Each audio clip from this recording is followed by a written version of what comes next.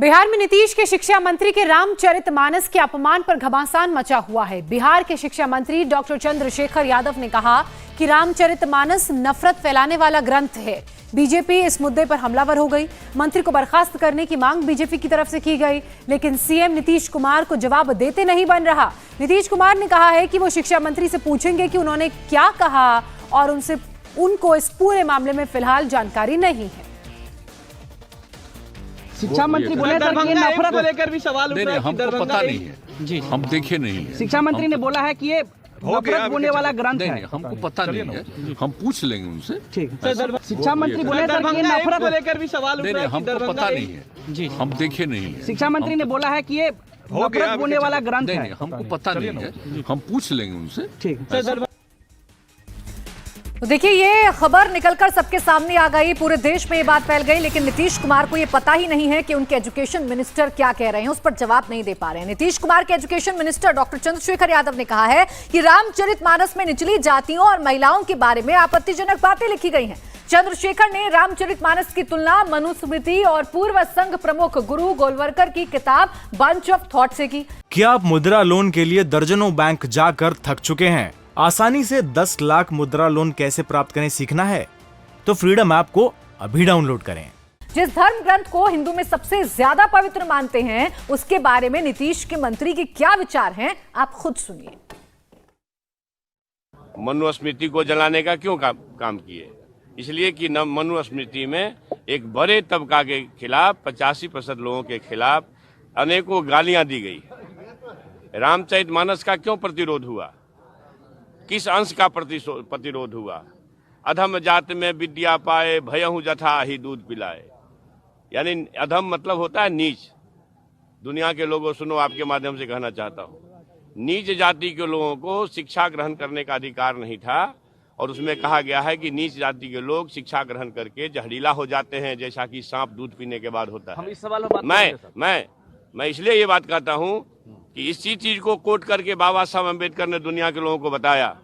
ये जो ग्रंथ हैं नफरत को बोने वाले, एक युग में मनुस्मृति, दूसरे युग में रामचरितमानस और तीसरे युग में गुरु गोवलकर का बंच ऑफ थॉट, ये दुनिया को नफरत, हमारे देश को, समाज को नफरत में बांटती है। नफरत देश को महान नहीं बनाएगा, जब भी कभी महान बनाएगा तो मोहब्बत ही बनाएगा। और शिक्षा मंत्री के इस बयान के बाद बीजेपी हमलावर है। बीजेपी डॉक्टर चंद्रशेखर यादव को कैबिनेट से बाहर करने की मांग कर रही है, लेकिन हैरानी की बात यह है कि चंद्रशेखर यादव अपने बयान पर अब भी कायम है। इंडिया टीवी के कैमरे पर चंद्रशेखर ने कहा कि रामचरितमानस में कुछ ऐसे दोहे हैं जो महिलाओं को अपमानित करते हैं। हमारे साथ हैं शिक्षा मंत्री डॉक्टर चंद्रशेखर। चंद्रशेखर जी, आपने किस आधार पर ये बातें कही जिसको लेकर इतना विवाद हो गया है, कई लोगों की भावनाएं आहत हुई हैं, साधु संत नाराज हैं? मुझे ये बताइए, ढोल गमार शूद्र पशु नारी सकल तारना के अधिकारी का अर्थ क्या है? सुंदर कांड का इस व्याख्या को कौन समझाएगा? अगर रामचरितमानस के सुंदर कांड के ये अंश, जहां संपूर्ण नारी जाति, वंचित सहित संपूर्ण नारी जाति को शिक्षा और संपत्ति के अधिकार से अपमानित किया गया, रखने से मना किया गया है। ये बातें तो आप कल कह ही चुके हैं, लेकिन कई लोगों की आस्था भी तो रामचरितमानस से जुड़ी हुई है। आखिर इस तरह के शब्दों का इस्तेमाल करके आप क्या चाहते हैं? मैं एक बात बताऊं, भगवान राम जी सबरी के झूठ बैर खाए। भगवान राम जी के जो ये क्रिया है, ये क्रिया करने वाले लोगों से पूछना चाहता हूं, जो दर्शन दिया भगवान राम जी ने सबरी का झूठ बैर खा करके, पाखंडियों ने, जिन यथास्थितिवादियों ने वंचित समाज में पैदा होने वाली सबरी को काट के रखा था, भगवान राम जी को उनका झूठ बैर क्यों खाना पड़ा? और आज सबरी का बेटा मंदिर में जाता है मधुबनी में पूजा करने, दुर्गा मंदिर में, तो यही पाखंडी लोग जो हमारे जी काटने का फतवा देते हैं, उसको गंगा जल से धोया जाता है, पवित्र किया जाता है। आज से 20 बरस, 78-79 के दशक में बाबू जगजीवन राम इस देश के उप प्रधानमंत्री होते थे, रक्षा मंत्री होते थे, और वो जब डॉक्टर संपूर्णानंद की मूर्ति का अनावरण करने गए बनारस में, तो मूर्ति अनावरण करके वापस गए, तो इतने बड़े पर्सनैलिटी को मूर्ति अनावरण करने के बाद डॉक्टर संपूर्णानंद की मूर्ति को जिन लोगों ने गंगा जल से धोया, वही लोग मेरे जी काटने का फतवा दे रहे हैं, वही लोग मेरा प्रतिरोध कर रहे हैं। ये वैचारिक संघर्ष है। आप अपनी बात पे कायम है अभी भी? मैं इस बात पर कायम हूं कि उत्तरकांड के जो छंद नफरत फैलाते हों, सुंदरकांड के जो छंद रामचरितमानस में नारी विशेष संपूर्ण नारी जाति को अपमानित करता हो, वंचित सहित, मैं उसका विरोध में हूं। और भी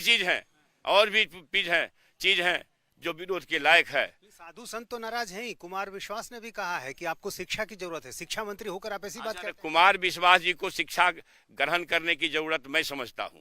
अगर कुमार विश्वास जी को इतनी ही अगर सलाहियत है, उसमें दिलेरी है, तो हमसे हमारे सामने आके बहस कर लें। कुमार विश्वास जी का पृष्ठभूमि जानना पड़ेगा कि किस पृष्ठभूमि की। हमें संदेह है कि कुमार विश्वास जी नागपुर वाले कहीं संत तो नहीं है जो नागपुर से नफरत का संदेश देते हैं। मोहन भागवत जी ने स्वयं आज से 1.5 साल पहले कहा था, लगभग 1.5-2 साल पहले, कि शिक्षा से अहंकार बढ़ता है। वही चीज रामायण के उत्तरकांड में है, अधम जात में विद्या पाए, भयहु जथा ही दूध पिलाए। पुरानी बातों को अभी कहने का क्या मतलब? जातीय दुर्भावना फैलाकर कहीं कोई राजनीतिक मंशा तो नहीं है? आप कहें तो नीति, मैं कहूं तो राजनीति। आप गंगा जल से धो देते हो, देश के राष्ट्रपति कोविंद साहब को जगन्नाथपुरी मंदिर में घुसने नहीं देते हो, तो वो अच्छी बात है। और मैं कहूंगा तो राजनीति हो जाएगी। आप बताइए, भगवान राम जी सबरी की जूठ बैठ खा सकते हैं, मगर सबरी का बेटा आज भी मंदिर नहीं जा सकता है। पुरानी बातों का आज के संदर्भ में अब क्या मतलब? ये वैचारिक संघर्ष है, ये चलेगा। ये 3000 साल पहले से चला है। लोगों की आस्था को ठेस पहुंचे तो पहुंचे। ये नहीं, मैं किसी धर्म विशेष की आस्था को ठेस पहुंचाने वाला नहीं हूं। मैं उस राम का भक्त हूं जो सबरी के जूठ बैठ खाते हैं। मैं उस राम के भक्त हूं या उसके भक्त हूं, उस विचार के भक्त जो हे राम में विश्वास करते हैं। जय श्री राम वाले, नागपुर वाले नफरतवादी विश्वास करीब है। जाहिर है इसके संदर्भ में अब जो जातीय जनगणना हो रही है, कहीं इस सब को ध्यान में रखकर ये सारी बातें तो नहीं करें? हमें चुनाव से कोई इस तरह के मतलब से, मंशा से नहीं कहा। चुनावी लाभ तो मिलेगा है, चुनावी लाभ के लिए बोला भी नहीं हूँ, चुनाव लाभ के लिए बोला नहीं। ये तो जातीय विद्वेष का जब माहौल बनेगा तो फिर उसका फायदा तो होगा। ये देश के लोग जानेंगे ना, महान मतदाता है, उसके बीच संवाद जाना चाहिए ना अच्छी बातों का। अगर पिछड़े की जो राजनीति है आरजेडी तो करती ही रही है। कोई हिम्मत है तो चलाइए। त्रावणकोर राज में आज से 150 वर्ष पहले किन महिलाओं के स्तन रखने का अधिकार नहीं थे, ढकने का अधिकार नहीं थे? क्यों नंगेली को स्तन काट के फेंकना पड़ा? क्या इस विचार को जिंदा करना चाहते हैं? क्या आप मुद्रा लोन के लिए दर्जनों बैंक जाकर थक चुके हैं? आसानी से 10 लाख मुद्रा लोन कैसे प्राप्त करें सीखना है तो फ्रीडम ऐप को अभी डाउनलोड करें। और उस समय की बात के आधार पर आज के समाज में विद्वेष की भावना भले बढ़े तो बढ़े। आज जब मंदिर को धोया जाता है, सबरी का बेटा मंदिर में पूजा करता है, आज राष्ट्रपति जैसे पद पर आसीन होकर के जगन्नाथपुरी मंदिर में घुसने नहीं दिया जाता है, तो क्या याद संदर्भ नहीं चलनी चाहिए? इसलिए ये विचार चल रहे हैं, जो नफरतवादी विचार नागपुर से संचालित हो रहा है, उसके खिलाफ। उसको लेकर कोई माफी मांगेंगे, वो शब्द वापस लेंगे? या जो वैचारिक प्रतिरोध है, रामचरितमानस में कई अच्छी बातें हैं, मगर जो 3-4 दोहे जो इस तरह से अपमानित करने के लिखे गए हैं, उसके प्रतिकार में मैं खड़ा हूं, आगे भी रहूंगा जब तक। हटा देना चाहिए। आपकी ये भी मांग है कि उन दोहों को हटा के नया रामचरितमानस लिखा जाए? निश्चित रूप से अगर यह संभव है तो ये प्रतिक्रियावादियों से कहना चाहता हूं कि जाति के नाम पर शिक्षा से वंचित करना, जाति के नाम पर अपमानित करना, इन छंदों को हटाइए। संपूर्ण नारी जगत को जो जिसमें गाली है, उस छंदों को हटाइए। फिर रामचरितमानस में कई नमन योग चीजें हैं। तो शिक्षा मंत्री अपनी बात पर कायम है और इनका कहना है कि जो उन्होंने कहा है कुछ भी गलत नहीं कहा है। इंडिया टीवी हर वक्त हर जगह डाउनलोड करने के लिए सर्च करें India TV news Google play store या ऐप स्टोर पर।